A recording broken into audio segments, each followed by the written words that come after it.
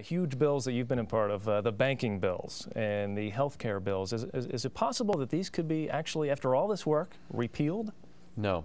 The health care legislation, or Obamacare, if you want to call it that, will not be repealed because President Obama is still the President of the United States for 2 years at least, and because the Senate is under Democratic control. Having said that, I think there is a very good chance for modification of it. Clearly, they could have done more with respect to costs. One obvious example is medical malpractice reform. It's happened in a lot of states. They could build it right into that law on a national level and make that a less expensive part of the medical care problems in our country. There are other things that could be done as well. And that may happen because, as I said, the president now realizes he probably can't get reelected unless he reaches out and works with Republicans, and Republicans want to get this done. So you won't see a complete rewrite, but you may see some revisions. And then maybe 2 years from now, you may see something in the form of a complete rewrite. On the banking legislation, that's very complicated, and a lot of that is still being written in the Department of Treasury in terms of the rules and regulations, and we're not sure how that's going to end up. But it is possible that there could be revamping of that as well. Again, I don't think you'll see a rescission of it or anything of that nature. There's just not the votes there to get that done yet. But a rewriting of it in a way that may be more business-friendly is a possibility. Something else we've heard a lot of this election season are the Bush tax cuts. Where do they go from here, and where do you stand on those tax cuts? Well, basically, I think the Bush tax cuts, probably should make sense. They're not just the Bush tax cuts. They are the Bush tax cuts plus both Republicans and Democrats in Congress who voted for them. It is argued that if you rescind tax cuts, you're actually providing for a tax increase, and there's some truth to that. You have things like capital gains and dividends that would go back to their pre-tax cut level, if you will, and that could influence the investment market, which I think is not likely to happen. I think those tax cuts will stay in place. I think the big argument is what to do on some of the personal income tax cuts, and do you rescind the taxes as far as the lower income earners are concerned, but still tax those at the higher levels. That's going to be the real argument. And I'm open to all this. I mean, I realize that the tax cuts do reduce the revenue of the federal government, and we do need to balance our budget.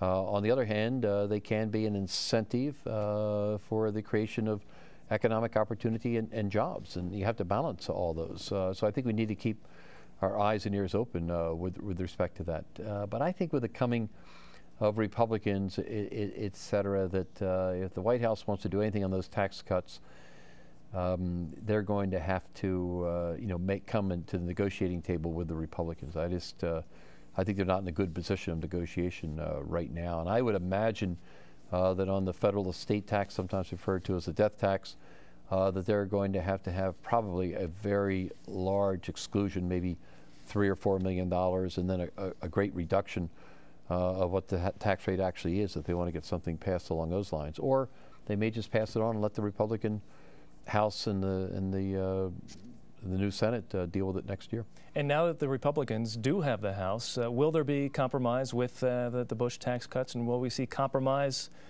throughout all of the agenda? That's a very good question, and that's the one I don't know the answer to.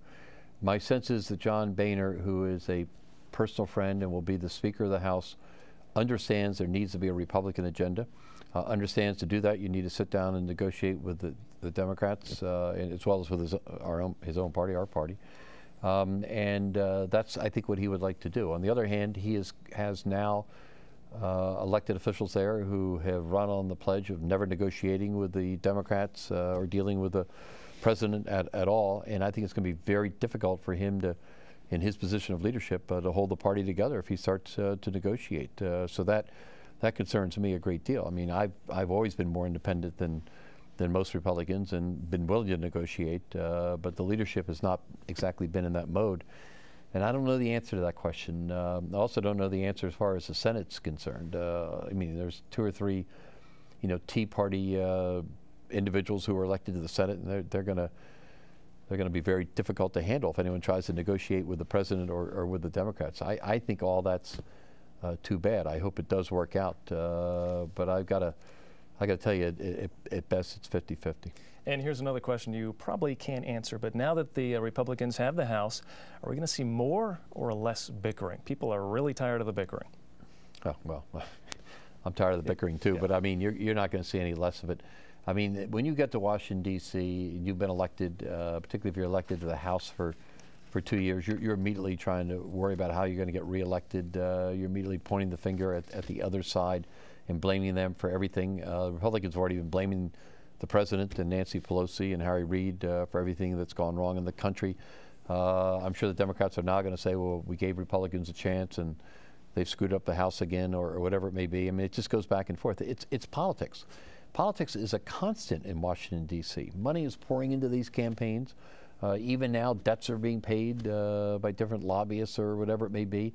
And these individuals are going to be beholden to some degree to those people. And part of it is just fighting with each other. And, you know, Democrats are going to say, I've got to prove the Republicans are wrong, and vice versa. And even if there's a Republican in office someplace or a Democrat in office someplace, the party on the opposite side will spend money trying to advertise to undermine them when they can. Then you've got all the various governors and legislatures in this state have to go through reapportionment, not only for themselves but for members of Congress. Not Delaware, thank goodness. We're one member of the House. But in these other states, you're going to see that, and it's going to be big time. Places like Ohio, in Pennsylvania, and New Jersey, you know, have Republican governors now, and you know that's going to be a big fight as well. So the bickering is not going to go away. What you hope is, Bill, you're going to have the bickering, but what you hope is that there will be every now and then some agreement as to what can come out of all that, even with the bickering as a background. It'll make it work, and that is lacking. I mean, we seem to bicker and then come to no,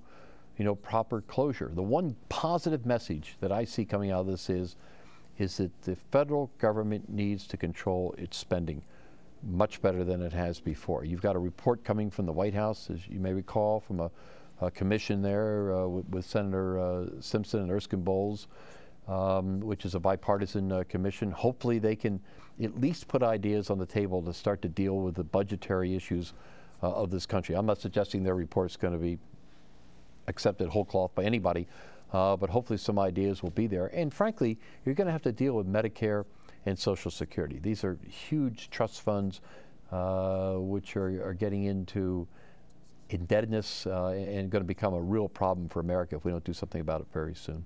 All right, I think we're running out of time here, but I want to get a couple questions in here if I can get some brief answers. Let's look ahead to 2012. How do you see the Obama and Biden ticket playing out? Will that remain intact, do you think? Yes, I think it will. I believe that Joe Biden has been an asset to the Obama ticket, and I think it will remain intact. Whether they can get reelected or not, I don't know. They're going to have a lot of fence mending around the country if they want to get reelected. But the other side of that coin is who's going to run against them, and I have no idea. Here's a name, Sarah Palin. Sarah Palin is an unacceptable candidate in my judgment. I don't see how she could possibly win in a nationwide election. And she quit in Alaska, for starters. Now, what happens when you walk out of Congress there for the last time? I'm sure you'd like to go back, but you're going to have some time off. What do you and the wife do in the coming months here? I was really interested in one job, and I've already been rejected for that. I wanted to play right field for the Phillies, and I applied for it. Jason Worth's going to go on, and they didn't even want to try me out. They said, we don't think you have it. There is an opening. There is an opening. If you can bat right-handed, exactly. There's definitely I'm a right-handed hitter. I just made not that much power. I don't know what I'm going to do. I've had some feelers, and the people have come to me, and I'll start to talk to them, but I'm not sure what I'm going to do. But, you know, So you still want to work? Yeah, I do want to work, and my preference is to be in Delaware as much as I can be. So that would be part of it. But there may be a variety of things. I mean, obviously, there's nonprofit institutions that perhaps I can help. I want to help the Republican Party. I want to be able to contribute to good causes in this country. All right, let's say you could relax for a week. What would you do? If I could relax for a week, I would, take a lot of books and go to a quiet place, someplace with Jane, my wife, and have some casual and leisurely dinners and just catch up on rest, et cetera. And I intend to do that next week. And then hit the batting cages and work on your stroke. Hit the batting cages and see if I can build the power back up. All right. Mike Castle, thank you very much. Thank you. Appreciate it.